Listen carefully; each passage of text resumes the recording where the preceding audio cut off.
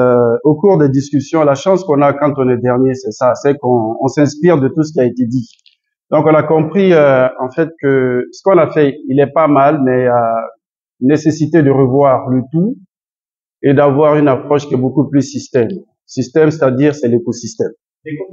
Voilà. Donc c'est la raison pour laquelle c'est pas moi qui devais le faire, mais on a décidé finalement que on allait peut-être changer un peu le script de ce qu'on fait. Donc pour aller rapidement, oui, voilà. Donc en gros, c'est un effort commun qui doit être fait au niveau de tout le système. Et le constat que moi personnellement, à notre niveau, on a posé, c'est que lorsque vous prenez toute cette chaîne de bout en bout, il y a des difficultés qui interviennent parce qu'au niveau de la passation, il y a celui-là qui dit ah je peux pas faire correctement mon travail parce qu'il y a tel qui se mêle, il y a l'autre qui dit non moi je suis une PRNP, on enlève des PRNP, on ne donne pas de justification et tout ça. Donc on a mentionné que l'une des approches par rapport à ça éventuellement, c'est anticiper et faire en sorte que les erreurs dont on est en train de parler, déjà qu'elles n'arrivent même pas. Quand je dis que je résous un problème, c'est parce que le problème il est arrivé. Donc si je résous ce problème, je fais en sorte qu'il n'arrive pas, j'aurais déjà fait 70% du travail. Et donc, j'ai la possibilité de me concentrer sur ce qui est essentiel. Donc, ça veut dire quoi pour nous personnellement? Si on part sur le système, en termes de gouvernance, sur l'écosystème, en termes de gouvernance, on part sur 3 éléments, ou 4 éléments, on va dire, les principes qui régissent la commande publique en général. On va parler de transparence, on va parler de liberté d'accès, on va parler aussi de value for money, c'est-à-dire l'utilisation rationnelle des ressources qu'on a à notre disposition. Maintenant, si je dis que la transparence c'est important, transparence ça veut dire quoi en ce qui concerne l'initiation des marchés, transparence ça veut dire quoi sur la fonction préparation des dossiers d'appel d'offres et tout ça, transparence ça veut dire quoi sur la question même, on va dire, de la passation en elle-même au niveau des PRNP, l'évaluation et tout ça. Transparence, ça veut dire quoi lorsqu'on est au niveau du contrôle, et transparence, ça veut dire quoi lorsqu'on est au niveau de l'exécution. Donc, pour faire court, transparence, et puis égalité de traitement aussi, égalité d'accès aussi, n'est-ce pas, à l'information, et faire en sorte, par exemple, qu'au niveau de, on va dire, lorsqu'on initie une procédure, que chaque fournisseur, si je prends les marchés de fourniture, que chaque, par exemple, entrepreneur, si je prends les marchés de travaux, ait la même chance d'accéder au marché. Je pense que ça, c'est important. Maintenant, ça veut dire qu'on va prendre les 3 marchés et on va voir, en termes de gouvernance, encore une fois, si je déroule la procédure depuis le début jusqu'à la fin, c'est pas le contrat qui est signé, c'est le contrat, c'est l'exécution physique. Et ensuite, si on prend une approche centrée client, on met le client au centre de cette problématique-là. Donc, je vais prendre quelqu'un qui se promène dans la rue et qui roule sur cette route-là et qui dit, bon voilà, l'acquisition qui a été faite en termes de marché de travaux ou d'ouvrage, il est bon. Donc, qu'est-ce qui caractérise ces éléments-là? Encore une fois, c'est l'écosystème, le travail qui est fait à chaque niveau, n'est-ce pas? Les efforts qui sont faits à chaque niveau en termes de transparence, en termes d'économie et tout ça, qui génèrent la qualité qui est à la base de la qualité des acquisitions qu'on va faire. Ça veut dire que concrètement, ce que nous on a, sur à quoi on a pensé, lorsqu'on revient par exemple sur les contraintes liées à la gouvernance de l'écosystème, ça c'était juste pour donner le cadre global du travail qu'on a fait. Donc on a 3 éléments ici. On a couvert avant-hier, parce que hier j'étais pas là, le fait qu'il est important de comprendre exactement le contexte. Ça c'est l'analyse PESTEL et l'analyse SWOT qu'on a fait. Donc lorsqu'on a fait ce travail-là, on a identifié des problèmes. Et après les difficultés qu'on a identifiées, on fixe aussi des attentes. Encore, lorsque j'ai dit attentes, je reviens à mon écosystème et je dis attentes de tous les acteurs. Le bénéficiaire des marchés, quelles sont ses attentes? Nous qui faisons le contrôle, quelles sont nos attentes? Ceux qui passent les marchés, quelles sont leurs attentes? L'approche écosystème ou système, pour moi, ça veut dire que on est tous dépendants les uns des autres. Si, au niveau du contrôle, on reçoit des qualités, n'est-ce pas, des dossiers qui n'ont pas la qualité requise, ça pose un problème. Ça alourdit notre charge de travail. Donc, ça veut dire concrètement que la qualité ou les exigences de performance qu'on va fixer au niveau de ceux qui nous envoient des dossiers, il faut qu'on se mette d'accord là-dessus. Et là, on va rentrer dans le détail de tout ce que chacun a dit. Et nous, on reçoit ces dossiers au niveau du contrôle. Pour vous donner juste un exemple, la question, par exemple, de la publication, j'en ai discuté avec un de mes collègues chefs de division. On a des publications qui sont faites, en fait, dans des journaux où on sait tous pertinemment qu'on les met dans ces journaux parce qu'on n'a pas envie que les gens les voient. C'est vrai, c'est une réalité ou pas? Je pense que c'est une réalité. Bon. Donc, si c'est une réalité, c'est un problème. Est-ce qu'on va résoudre ce problème parce qu'il se pose, ou on va se dire qu'on va, par exemple, utiliser la digitalisation pour faire en sorte que les questions de transparence, les questions d'accès, de liberté d'accès, les questions liées même au coût administratif de la commande et tout ça sont traitées en amont déjà parce qu'on a digitalisé le système. Quand on parle de digitalisation, pour moi, c'est pas compliqué. En fait, c'est les processus qu'on a en place aujourd'hui qui permettent de prendre ces inputs, de les mettre dans cette boîte noire-là, au niveau de la Direction générale du contrôle des marchés publics, lorsqu'on fait l'évaluation, par exemple, n'est-ce pas, des offres qu'on reçoit. Et ensuite, on a l'output, si vous voulez, ceux qui sortent du système, l'extrait. Bon, ok. Donc, on a déjà ces éléments-là. Et c'est important de comprendre que dans ce processus-là, il y a des déperditions aussi de toutes les façons. Donc, c'est pour ça, c'est la raison pour laquelle, à notre niveau, on s'est dit, si on prend cette approche système-là, on va identifier les problèmes. Donc, on a identifié les problèmes. L'inadéquation entre le poste et les profils des cadres, par exemple, c'est un élément. L'immixtion des pouvoirs publics dans la gouvernance. On a identifié aussi le non-respect de la réglementation qui gouverne le système, encore une fois. On a identifié, comme tout le monde, l'absence de formation continue pour le renforcement des capacités. On a identifié aussi des questions liées au vide juridique aussi. Donc, ça fait déjà 4 contraintes ou problèmes qu'on a identifiés. Et pour chacune de ces difficultés qu'on a identifiées, on a des attentes qu'on a fixées. Donc, les attentes découlent des difficultés qu'on a identifiées. Lorsque vous prenez le premier, inadéquation entre le poste et le profil, très rapidement, on veut une adéquation entre le poste et le profil. Donc, pour aller rapidement, c'est un peu le schéma qu'on a suivi. Et à la fin de ce processus, ce qui est important, c'est les recommandations qui vont en découler.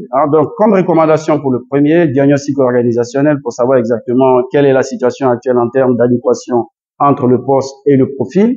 Si je reviens à ce que j'ai dit plus tôt, on met l'humain au centre de tout. Le client qui veut des acquisitions de qualité et la PRMP qui veut correctement passer ses marchés. Il y a obligation de performance, il y a le coût, il y a la qualité, il y a les délais, absolument les délais. La question des délais a été mentionnée plus tôt. Quand je dis délai, ça veut dire quoi?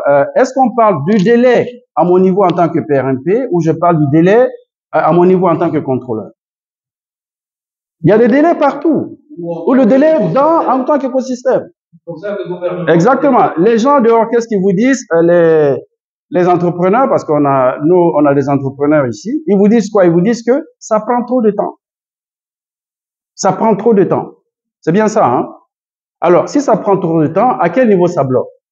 Ça prend trop de temps parce que des fois, on nous envoie des DAO, on fait du ping-pong. C'est ça ou pas? Vous nous envoyez, on vous renvoie. Vous nous envoyez, on vous renvoie. Vous nous envoyez, on vous renvoie. On a évoqué qu'il y a des modèles types. Les modèles types sont faits justement pour absorber ça comme problème. Est-ce qu'on peut digitaliser pour faire en sorte que ça, on n'ait pas ces soucis-là? Oui, on peut digitaliser aussi. C'est juste pour donner une idée. Est-ce qu'il faut former des gens? Oui, il faut former des gens. Encore une fois, en termes sur l'écosystème et dans le cadre même de la gouvernance de ce système-là, la gouvernance va être axée essentiellement, à mon avis, sur ces 4 principes. Comment est-ce qu'on conçoit un système, n'est-ce pas, qui puisse lui-même s'auto-évaluer, s'auto-gérer? Comment est-ce qu'on conçoit un système qui assure un niveau de transparence élevé? Comment est-ce qu'on conçoit un système aussi qui fasse en sorte que chaque participant potentiel ait les mêmes chances aussi d'avoir déjà, de savoir qu'un marché va être initié et quand il est initié, qu'il soit rassuré aussi, en cas de soumission, que tout se passe correctement aussi et que s'il estime qu'il a été lésé à un niveau du processus aussi, qu'il y ait de la transparence pour qu'il connaisse les voies de recours aussi. Parce qu'il y a ce problème-là qui se pose, il faut pas se mentir. C'est que les gens se disent, bon voilà, ça s'est pas passé comme il fallait, mais qu'est-ce que je fais maintenant? Formation, information, sensibilisation aussi. tout en sachant que on n'attend pas qu'un problème se pose, on essaie déjà d'anticiper encore une fois pour éviter que ça se pose. Donc, pour revenir à ce qu'on a fait, on a les recommandations qu'on a posées. Maintenant, on pourra partager ça à tout le monde pour faire court. Les recommandations qu'on a fixées pour chaque difficulté qu'on a identifiée. Si je vais rapidement, le non-respect de la réglementation, c'est le point 1, 2, 3. Les attentes en ce qui concerne le non-respect de la réglementation, parce qu'il y a des textes quand même qui régissent tout ça. On l'a dit ici, on a des textes qui régissent, qui nous disent, entre guillemets, ce qu'il faut, mais le problème, c'est pas au niveau des textes. Le problème, c'est plutôt au niveau de l'application. Et quand je dis application, on fait quoi finalement pour l'application? On va mettre un observateur, on va mettre 2 observateurs, on va mettre 3 observateurs, on va mettre 4 observateurs. On les met pourquoi? Parce qu'on pense qu'il y a un problème quelque part. Il y a peut-être quelqu'un qui, pour des raisons, parce qu'il n'a pas un budget de fonctionnement, s'il a une PRMP, c'est ça.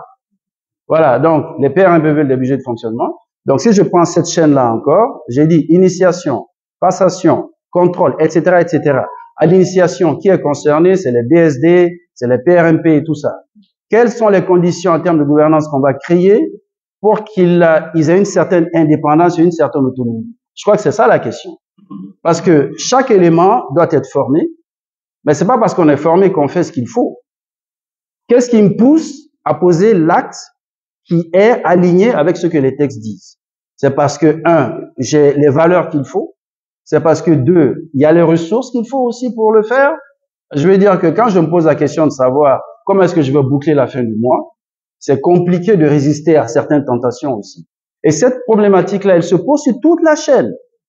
PRMP, au niveau du contrôle, vous l'avez dit, on a le même problème au niveau du contrôle aussi. Comment est-ce qu'on fait en sorte que nous aussi, on ait les ressources pour faire notre travail? Comment est-ce qu'on fait en sorte que ceux qui sont à l'ARMP, ils seront d'accord avec moi, aient les ressources aussi qui leur permettent, entre guillemets, de travailler sans pression? Comment est-ce qu'on fait en sorte qu'une autorité contractante ne puisse pas se débarrasser d'une PRMP parce qu'elle n'est pas en phase avec ce qu'elle attend? Donc, je ne vais pas être trop long, je vais juste m'arrêter à ce niveau-là. Et s'il y a des questions, ben voilà, voilà, mais je voulais juste partager une information parce qu'on a fait une requête auprès de la Banque mondiale. Je pense que c'est pour une évaluation qui va certainement se passer. C'est l'évaluation MAPS, du système de. Ça se fait dans plusieurs pays. On nous a fait l'offre et on a souscrit. Donc, ça va permettre déjà de poser le diagnostic. Et le focus qu'on souhaite avoir, c'est sur les ressources humaines. Donc, il y aura une attention particulière sur la question des ressources humaines. Lorsqu'on sortira de cet exercice-là, je pense qu'on aura les éléments qui vont permettre justement de concevoir, d'avoir une approche qui soit beaucoup plus, je dirais, structurée. Parce que là, il y a un débat qu'on a eu au niveau de l'ARMP, c'est M. Paul Bombo qui l'a initié. En termes d'externalisation, est-ce qu'il faut qu'on ait des représentants partout? Ça, c'est des questions qui sont centrales, ça, qui se discutent pas, n'est-ce pas, à ce niveau-là. Donc, la même approche, on a cette question qu'on doit se poser aussi. Et après, comment est-ce qu'on fait en sorte que tout ça, ça marche ensemble aussi? Parce que nous aussi, on pense aussi à, entre guillemets, à faire en sorte que, en termes de contrôle, ça a été évoqué ici aussi, qu'on puisse, n'est-ce pas, remplir notre rôle, pas seulement au niveau de Conakry et tout ça, parce qu'il y a des structures qui existent à l'intérieur du pays. Et je vous assure, il y a beaucoup de marchés qui sont passés à l'intérieur du pays aussi. Donc, il y a assez à faire pour tout le monde. Il y a encore beaucoup de choses à faire. Pour l'action, c'est un bel exercice. On va certainement sortir avec de bonnes recommandations. Mais si on ne met pas en place le mécanisme, la structure qui va prendre en charge tout ce qu'on est en train de faire, en termes de suivi, en termes d'évaluation, je parle de personne là, ça va pas marcher. Donc cette question-là, il va falloir en discuter pour mettre éventuellement en place l'organe de gouvernance. En fait, voilà, c'est ça. C'est le contrôleur de marché. C'est celui qui suit l'exécution physique, c'est même celui qui exécute le marché aussi. Quand vous prenez celui qui exécute le marché, il n'est pas content parce qu'il a fait un travail, il a présenté des décomptes, il n'est pas payé. Après, il n'a pas envie de participer aux appels d'offres. Et lorsque vous prenez le bénéficiaire, c'est ce que vous avez dit, et comment je fais en sorte que déjà, les acquisitions qui sont faites, c'est exactement ce qu'il arrange lui, ce qu'il le faut. Bon, je veux pas aller loin, je veux juste